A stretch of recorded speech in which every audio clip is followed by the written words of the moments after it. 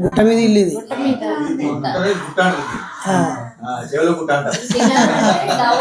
దిగెళ్ళాల్సిందే main Chevella village చూడాలి. మన vehicle తీసుకున్నా కానీ ఇట్లా స్లో వెళ్ళిపోతుంది. మన గ్రామ పంచాయతీ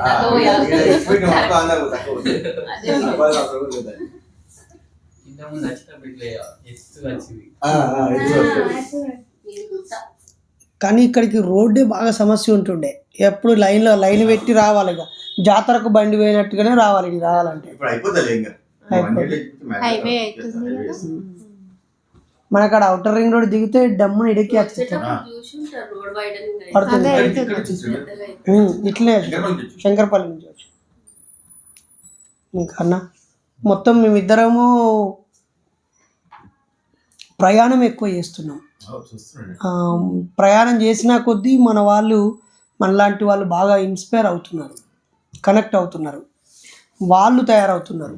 మనం ప్రయాణించకుండా యూట్యూబ్లో వీడియోలు పెడితే లక్షలలో వ్యూస్ వస్తున్నాయి కానీ వాళ్ళ పర్సనాలిటీ డెవలప్మెంట్ యాక్టివిటీ బయటికి కలవట్లేదు. అది సో ఈ సంవత్సరం అయితే 200 కుటుంబాలను స్వయంగా కలవాలి అని పెట్టుకున్నాం లక్ష్యం. ఇప్పుడు ఇది 7వ ఇల్లు, ఇది 7వ నంబర్ వచ్చింది. బురాన్ ప్రభాకర్ అన్న ఇంటికి 7వ నంబర్ వచ్చింది. అంతేనా? మీ నంబర్ ఎంత? మీది 6. సంగారెడ్డి జిల్లా, ఇది రంగారెడ్డి జిల్లా. దానికంటే ముందుది యాదాద్రి భువనగిరి జిల్లా, పండుగ వినయ్. అంతకంటే ముందుది భూపాలపల్లి జిల్లా, మంచిర్యాల జిల్లా. అట్లా 8 జిల్లాలు కవర్ అయినాయి మొత్తం మీద. అయితే ఈ ఇంటికి వెళ్ళడాన్ని కూడా ఒక ప్రోగ్రామ్గా పెట్టుకున్నాం అన్న. దీనికి ఏం పేరు పెట్టినామంటే జ్ఞాన గృహ సందర్శన. మేము ఏ ఇంట్లో అయితే సమాజాన్ని ప్రేమించే వాళ్ళు ఉంటారో, పుస్తకాలు ఉంటాయో, మహానుభావుల ఫోటోలు ఉంటాయో, సమాజాన్ని ప్రేమించే మనుషులు ఉంటారో, సమాజం కోసం సమయం కానీ జ్ఞానం కానీ కొంత ఆదాయం కానీ కేటాయించే వాళ్ళని జ్ఞాన గృహంగా భావిస్తాం. ఆ ఇంటిని సందర్శించడమే ఒక గుడిని సందర్శించడంతో సమానం. వాళ్ళ ఇంట్లో పుస్తకాలు ఏమున్నాయి, వాళ్ళ అనుభవాలు ఏంటి, వాళ్ళ ఆర్థికంగా ఎట్లా ఎదుగుతున్నారు, వాళ్ళ పిల్లల విద్య విషయంలో వాళ్ళు ఎట్లా, వాళ్ళ కుటుంబం ఆనందంగా ఉండడానికి ఏమేమి చేస్తున్నారని అడిగి తెలుసుకుంటూ రికార్డ్ చేయడము, మేము విని ఇంకొక కుటుంబానికి అందించడం, ఇదే పనిగా పెట్టుకున్నాం. బయట సమాజంలో ఇట్లా రాగానే ఎక్కడో గెస్ట్ హౌస్, హోటల్ బుక్ చేసుకోవడం, రూమ్ బుక్ చేసుకోవడం, బయటనే తినబెట్టడం, బయటనే తప్ప ఇంట్లోకి మనుషులు వచ్చి తగ్గిపోతుంది. తగ్గిపోవడానికి కారణము పొడి స్నేహాలు, ఫ్యామిలీ ఫ్రెండ్స్గా మారతలేరు. సందర్భం ఏంటిది, మీరు ఎంతమంది వచ్చారు, ఫోన్ చేసి చెప్తే అక్కడ తినిపోరి, ఆ రూమ్ బుక్ చేసినా పోయి పడుకోరి. అంతేగాని అసలు ఇంటికాడ ఛాయలు కూడా తాగుతలేరు. ఇప్పుడు ఛాయ్ హబ్బులు, ఏదో రకరకాల రోడ్డు మీద ఛాయలు, రోడ్డు మీద దోస్తులు అయిపోయినాయి. దానివల్ల మనుషులు కూడా వాళ్ళ సక్సెస్ని ఇతరులకు చెప్పుకునే సందర్భం వస్తలేదు, తమ కష్టాలు బాధలు కూడా ఇతరులకు చెప్పుకోవడం వస్తలేదు. చాలామంది బంధుమిత్రులకు చెప్పుకుంటే చులకనవుతామని చెప్పి మానసికంగా కుమిలిపోవడానికి అలవాటు పడుతున్నారు. మంచిని మాత్రమే బయటకు చూపిస్తూ లోపల చాలా దుఃఖంతో ఉన్నారు ప్రజలు. మీ అనుభవాలు చెప్పండి సుజాత, మీ పరిశీలన.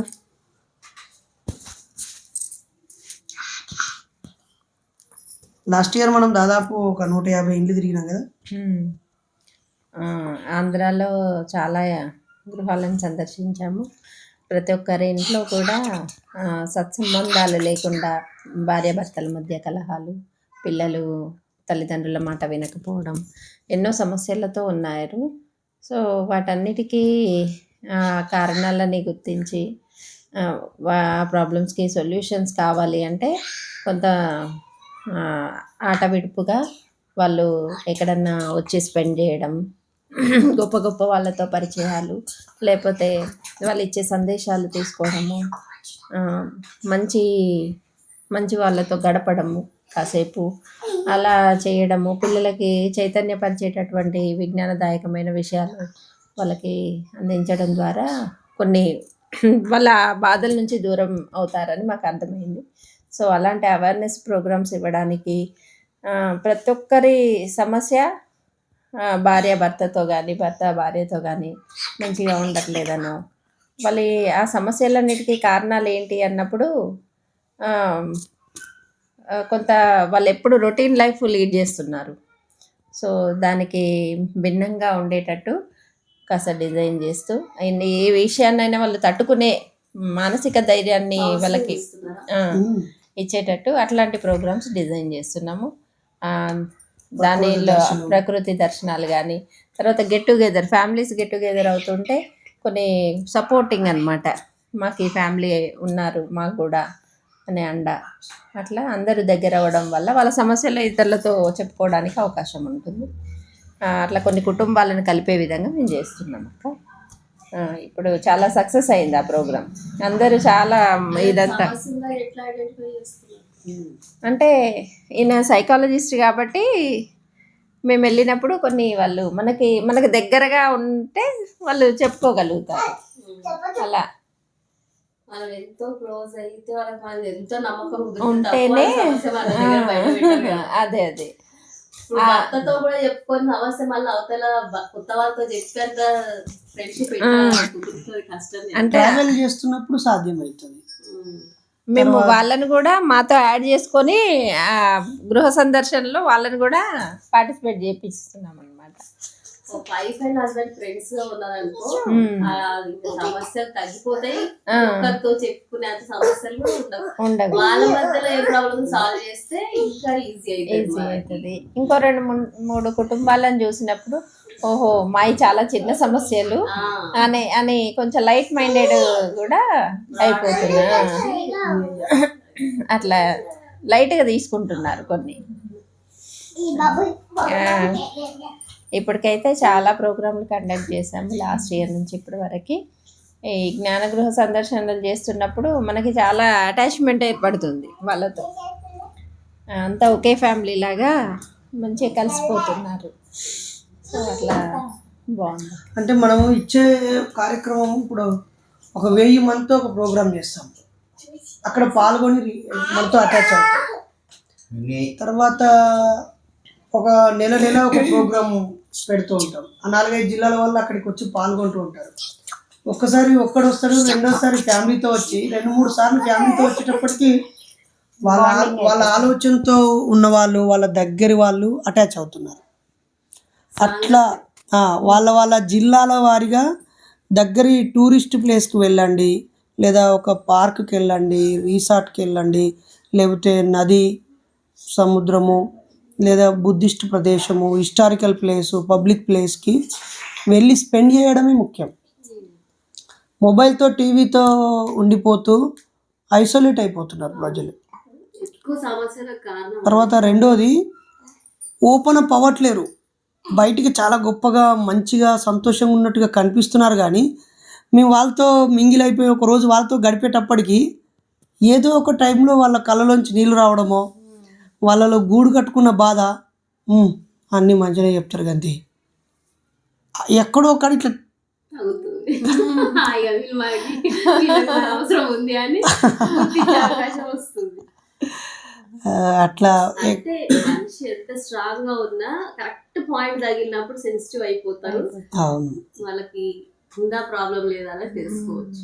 మనం ఆ దృష్టితోటే అబ్జర్వ్ చేస్తుంటాం కాబట్టి. చాలా మంది లేడీస్ అయినా మనం సొంత అన్నయ్య వాళ్ళ అన్నయ్యల కంటే ఎక్కువ అసలు అంత బాగా మేము అనుకుంటాం, అన్నయ్య ఏదైనా షేర్ చేసుకోగలుగుతాం మీ దగ్గర అనేసి బాగా ఇష్టపడతాం. అంటే మనం వాళ్ళని అడిగేటప్పుడే మీ జీవితంలో హ్యాపీయెస్ట్ సిచ్యువేషన్స్ ఏంటి, మీరు బాగా బాధపడిన అంశాలు ఏంటి, మీ ఇద్దరిలో ఎదుటి వాళ్ళలో నచ్చిన విషయాలు ఏంటి, ఇట్లా 10 మంది కూర్చున్నప్పుడు కూడా అడుగుతూ ఉంటాం. దాంతో కొంత ఓపెన్ అవుతారు. ఫస్ట్ టైమే ఓపెన్ అయ్యి అన్నీ చెప్పే పరిస్థితి ఏమి ఉండదు. మళ్ళీ మనం వెళ్ళేది కూడా వాళ్ళకి ఏదో చెప్పడం కోసం వెళ్ళట్లేదు. ఏదైనా అవసరం వచ్చినప్పుడు, సందర్భం వచ్చినప్పుడు కొంత అనుభవం ఉండి, సామాజిక అవగాహన ఉండి, మీకు మేము గైడ్గా, లేదా మీ బాధలు మేము మోయకపోయినా మీ బాధలు వినడానికి, ఓదార్పునియడానికి మేము ఉన్నాము అనే ఒక భరోసాని బిల్డ్ చేయడంలో సక్సెస్ ఆయన అవుతుంది. వీడియోస్ చూస్తూ ఉంటారు కదా అక్క, బాగా కనెక్ట్ అయిపోయి ఉంటారు. అప్పటికే వాళ్ళ ఫ్యామిలీలో అందరికీ చూపించడం, వాళ్ళందరూ చూస్తూ ఉన్నారంట. సో అట్లా ఏంటి అనేది వాళ్ళకి ఐడియా ఉంటుంది. వెళ్ళినప్పుడు కొంచెం మళ్ళీ స్వయంగా మనం పెళ్లి చేసినవే 247 జంటలు ఉన్నాయి. దాసు కూడా పాపం 100 ఖచ్చితంగా చేస్తావు అని అంటుండే. 100 పెళ్ళిళ్ళు ఖచ్చితంగా నా చేతితోటి చేస్తా అన్నాడు, కానీ ఎంతవరకు రీచ్ అయ్యిండో ఏమో కాలేకపోయింది. 30 ఏమో అన్నాడు, 20-30 చేసిన. ఖచ్చితంగా చేస్తాను ఆ 20-30 కూడా అన్ని ఫైటింగ్ పెద్ద పెద్ద రిస్క్ చేసిండు అప్పుడు. ఆయనకు ఉండే ఆ మనసులో. అట్లా మనం కొన్ని అనుకుంటాము, అవి రీచ్ అయిన వాళ్ళు అదృష్టవంతులు. అన్ని కలిసి రావాలి. ఈ సంవత్సరం అయితే మేము ఒక 50 పెళ్ళిళ్ళు టార్గెట్ పెట్టుకున్నాం. 50 అనుకుంటున్నాం ఈ మంత్. మన పిల్లలే చాలా మంది ఉన్నారు పెళ్లి. మొత్తం కమ్యూనిస్ట్ పార్టీ ఉన్న తప్పతో మొత్తం ఇంటర్ క్యాస్ట్ మ్యారేజ్ చేసిన. ఇంటర్ రిలీజియన్ ఇంటర్ క్యాస్ట్ కాదు, నువ్వే చేసుకున్నావుగా 30 ఏళ్ళ క్రితం. పాలరెడ్డి. అయితే అప్పట్లో నేను ముస్లిం అమ్మాయికి రెడ్డి అబ్బాయిని పెళ్లి చేసిన, ముస్లిం అమ్మాయికి ఎస్సీ అబ్బాయిని చేసిన. మతాంతర అయితే బాగా అమ్మో. ముస్లిం అమ్మాయికి మంగళ ప్లాన్. అన్న నువ్వు ఎన్ని చెప్పినా, నువ్వు ఎన్ని లగ్గాలు చేసినా అవన్నీ లెక్కకు రావు. నువ్వు నీ బిడ్డకు చేసినావు, అది అక్కడ నీ మార్కు. నిజంగా చెప్పేటోళ్ళు ఎవరైనా ఇప్పుడు నీకు అక్క ఇష్టం కాబట్టి మీరు పెళ్లి చేసుకోవడంలో ప్రత్యేకత ఉండదు. చెవెలలోనే టాప్ అసలు. అట్లా అంత రేంజ్ లో పెళ్లి చేయడం, మళ్ళా ఇంటర్ క్యాస్ట్ మ్యారేజ్, బుద్ధిస్ట్ స్టైల్లో. మళ్ళా అందరూ బుద్ధిజం పాటిస్తారు, లేకపోతే చెప్పడానికి ఒక కాడ వదిలేస్తారు. దానికోసం. కానీ ఒక పాయింట్ వచ్చేసరికి తగ్గుతారు, కానీ ఈయన తగ్గలేదు. మేము ట్రై చేసాం కన్విన్స్ చేద్దామని, కానీ కాలేదు. అటు వాళ్ళు ఒప్పుకోవడం కాదు అన్నక్క, గంటలు ట్రై చేసి ఇట్లనే కూర్చొని పెద్దవాళ్ళు ఉంటారు కదా, పెద్దవాళ్ళతో సహా వచ్చిరు ఒప్పించడానికి. వాళ్ళంత మంది వాళ్ళు ఇంగ్లీష్ లో వాయించిరు, తెలుగులో వాయించిరు, ఎట్లా వాయించినా ఆయన ఒప్పుకోలేదు. పెళ్లి నేను చేస్తున్నా, నా ఇష్ట ప్రకారం అయితేనే చేస్తా, లేదంటే లేదా. మన యాదగిరి అన్న అక్కడ బోన యాదాద్రిలో యాదగిరి అన్న కూడా, నా బిడ్డ నేను ఇయ్యా, మీరు అట్లా మీరు చేసుకుంటారు, నా బిడ్డని తీసుకుపోయి మీరు ఏమైనా చేసుకోరు. నేను చెయ్యాలంటే నా పైసా, నా బిడ్డ, నా కష్టం, నా నిర్ణయాధికారం, నేను దీనికి బాధ్యుని. అట్లా కూడా మీ ఇష్టం వస్తే తీసుకోపోయి చేసుకుంటాం, మేమేమి ఆప్షన్ చెయ్యము చెయ్యము అంతే, చెయ్యము చెయ్యము. అట్లా అన్న స్టాండర్డ్ ఉంటేనే వాళ్ళది. మరి ఇంకా వాళ్ళే చేస్తారు. రేపు అన్న బయటికి వెళ్తే మరి ఎన్ని మాటలు అసలు తట్టుకోలేదు. అట్లా అందరు బుద్ధిజం ఫాలో అయ్యే వాళ్ళు చాలా మంది ఉన్నారు, మంచి పొజిషన్ లో ఉన్న వాళ్ళు ఉన్నారు. మళ్ళీ మ్యారేజ్ వచ్చేసరికి హిందూ మ్యారేజ్ చేసిన వాళ్ళు ఉన్నారు, కథలు పెట్టిన వాళ్ళు, పూజలు పెట్టిన వాళ్ళు, ఇంకా అన్ని నడుస్తూనే ఉంటాయి. డాక్టర్ బాలు అని పెద్ద బుద్ధిస్ట్, పడిపోద్ది. ఇప్పుడు సికింద్రాబాద్ లో ఎవ్రీ వీక్ క్లాస్ ఉంటాయి. అలా కూతురు పెళ్లి హిందూ మ్యారేజ్ చేసింది. నేను డైరెక్ట్ అన్నా, ఏం బుద్ధిస్తూ అన్నా నువ్వు, ఎట్లన్నా ఏం బుద్ధిస్తూ అన్నా నువ్వు, పంచ కట్టుకొని బాబు జరుగుతూ మంత్రాలు చదివి పెళ్లి చేసినావు, ఇంకా పెళ్లి అంటారు అన్న. తప్పత్తా ఏం చేయాలి, ఆడపిల్ల పెళ్లి కాదా ఇట్లా నాకు తప్పత్తా ఆడపిల్ల పెళ్లి కాదు తప్పదేంటన్నా. ఇంకా నువ్వు 10 మంది చెప్పడం నీకు కరెక్ట్ కాదు, అసలు సిస్టమే కాదు. అసలు నువ్వు నువ్వు నువ్వు అనుసరించినప్పుడు నువ్వు 10 మంది చెప్పడానికి రైట్ లేదు కదా అని చెప్పింది ఓపెన్గా. ఇంకోటి సత్యాన్ని డాక్టర్ సత్యాన్ని అంటారు, వాళ్ళ అమ్మ చెప్పేది గుండు కొట్టుకోవచ్చు. ఏంది సిస్టమ్ అని చెప్పి మనం ఏం చెప్తున్నాము, నువ్వు బయటకి ఎట్లా నువ్వేం చూస్తున్నావు అని చెప్పేసి. అంటే ఓపెన్ అప్ అయి ఉండాలి కొన్ని సందర్భాల్లో. ఎవరో ఒకరు పిన్ చేయకపోతే వాళ్ళు నేను చేసేది రైటే, ఇక నన్ను ఎవరు అడగట్లేరు కదా అని తప్పించుకునే మార్గాలు ఉన్నాయి. ఎవరొకరు బెత్తం పట్టుకొని టీచర్ తప్పు తప్పు అన్నట్టుగా అన్న ఇదైతే కరెక్ట్ కాదు అని చెప్పడమే రియలైజ్ అవ్వడానికి మార్గం ఉంది. ఇంకోటి ఇన్నేళ్ళు మనం నమ్మిన ఒకటి వాల్యూ ఉంటది కదా, దాని మీద నిలబడాలి కరెక్ట్ టైంలో. కరెక్ట్ టైంలో జారిపోవద్దు. నేను ఎందుకమ్మా నేను కింద ఇల్లు కొన్నా, డీప్ రిబన్ కట్ చేసి మా మామూలు అంతా పూర్తిగా క్రిస్టియన్, అందరు బ్యాగులు వేసుకొని వచ్చారు. మొత్తం బ్యాగులు వేసుకొని మా అల్లుడు ఎట్లా గృహప్రవేశం చేస్తున్నాం, పాట పాడుతూ బ్యాగులు వేసుకొని వచ్చి అంతా మా బ్యాక్గ్రౌండ్ మొత్తం క్రిస్టియన్ ఫ్యామిలీసే, ఇంక్లూడింగ్ మేము కూడా. మా పెళ్లి కూడా క్రిస్టియన్ మ్యారేజ్, మా ఇద్దరు కూడా క్రిస్టియన్ మ్యారేజ్. ఎస్సీ, నేను ఎస్సీ. మరి ఇంటర్ క్యాస్ట్ అన్నారు రెడ్డి, ఇలా ఫాదర్ రెడ్డి అమ్మా, ఫాదర్ రెడ్డి, మా మదర్ ఎస్సీ.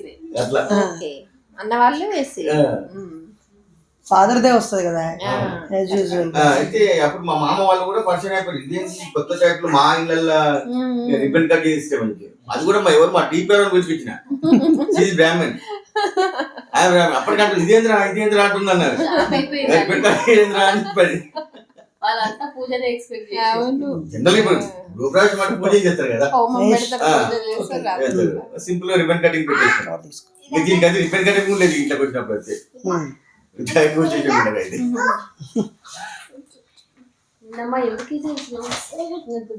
తనకి ఇప్పుడు మంచి ఫ్రెండ్స్ దొరికిర్రు, ఒక టీం. ఆ టీంను తాను బిల్డ్ చేసుకుంటాను.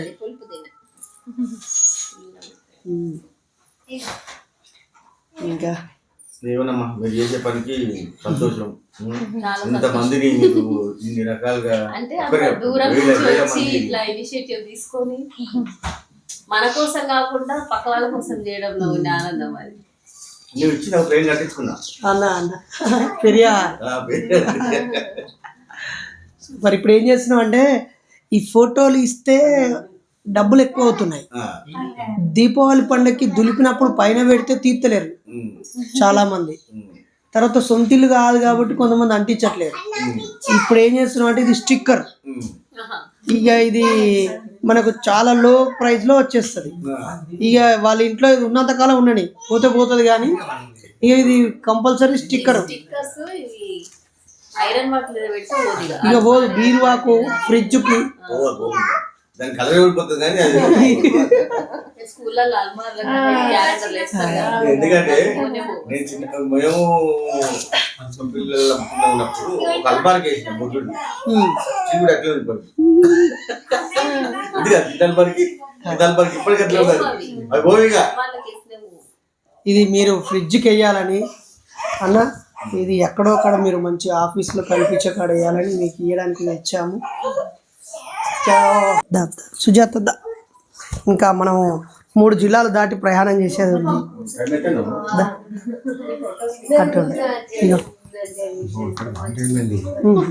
సుజాత రైట్, రండి మీరు కూడా రండి. మిత్రులారా, ఈరోజు జ్ఞాన గృహ సందర్శనలో భాగంగా రంగారెడ్డి జిల్లా గుండెకాయ లాంటి ప్రదేశం చేవెళ్ళకు వచ్చాము. ఇక్కడే బురాను ప్రభాకర్ అన్న, ఇక్కడ అంబేద్కరిస్టులందరికీ పెద్దన్న, అనేక ఉద్యమాలకి నాయకత్వం వహించిన వ్యక్తి. ఎవరికి ఏ కష్టం వచ్చినా నేనున్నాను అని సలహాలు సూచనలు ఇస్తూ సహాయ సహకారాలు అందించే అన్న. మరి నన్ను కూడా ఈ ప్రాంతానికి పిలిచి అనేక కార్యక్రమాల్లో నన్ను భాగస్వాములను చేసిన అన్నకి కృతజ్ఞతలు తెలియజేస్తూ, నేను జైల్లో ఉన్నప్పుడు కూడా మా మిస్సెస్కి, అచ్యుత్కి, మన వాళ్ళందరికీ కూడా గుండె ధైర్యం చెప్పిన అన్నకి మరోసారి కృతజ్ఞతలు తెలియజేస్తూ, అన్న వాళ్ళ గృహం ఎప్పుడూ 10 మందితో కలకలలాడుతూ ఉంటుంది.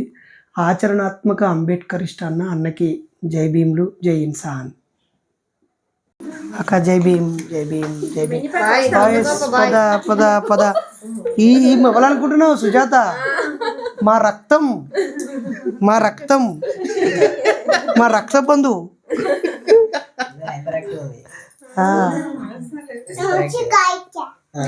ఇగో మీ అందరికి ఏం చేసింది అసలు? మీ అందరికి ఏం చేసింది చేతిలా? అయితే నేను ఇయ్యలే, ఎట్లా ట్రై చేస్తాను చూసిన ఇయ్యి అని. ఆఖరికి ఏం చేసింది తెలుసా?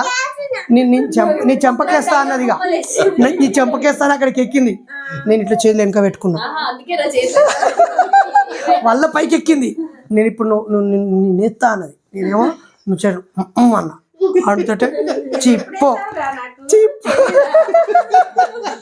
అందరికీ స్టాంపు పడింది. అందరు ఒకసారి మీ చేతులు చూపించండి, ఇట్లా ఒకసారి ఇదిగో అని దగ్గర పెట్టాలి.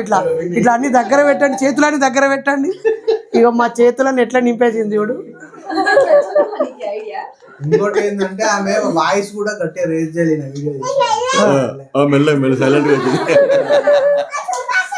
మరి నీ చెయ్యికి స్మైల్ ఇయ్యదు.